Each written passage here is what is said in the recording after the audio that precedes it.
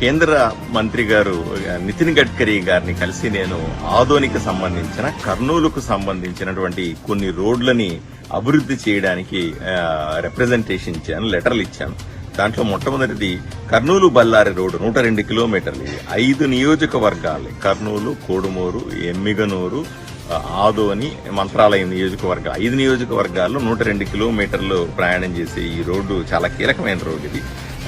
దీని ద్వారా ఆదోని నుంచి కర్నూలుకి వెళ్ళడానికి ఇప్పుడు డబుల్ రోడ్డు ఉంది. దాన్ని 4 లైన్ల రోడ్లుగా, అంటే మధ్యలో డివైడర్ పెట్టుకుని ఈ పక్క 2 లైన్లు, ఆ పక్క 2 లైన్లు వచ్చే విధంగా దాన్ని మార్చుకోవాలి.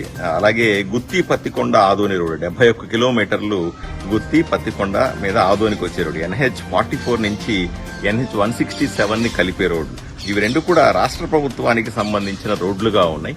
వీటిని కేంద్ర ప్రభుత్వానికి సంబంధించిన జాతీయ రహదారులుగా, నేషనల్ హైవేస్ గా గుర్తించగలిగితే డబ్బులు తెచ్చుకోవడం సులభం అవుతుంది, అభివృద్ధి చేయడం సులభం అవుతుందన్న ఉద్దేశంతో వీటిని అలా మార్చమని నేను రిక్వెస్ట్ చేశాను.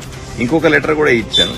ఒకటి గుంతకల్ తుంగభద్ర రోడ్డు 60 కోట్ల రూపాయలు మంజూరు చేయగలిగితే దీని ద్వారా కొంత అభివృద్ధి చేసుకునే అవకాశం ఉంటుంది.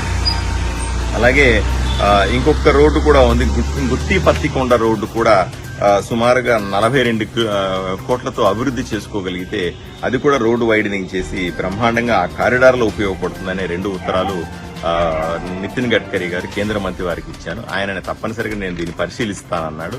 పాజిటివ్ గా రెస్పాండ్ అయినారు.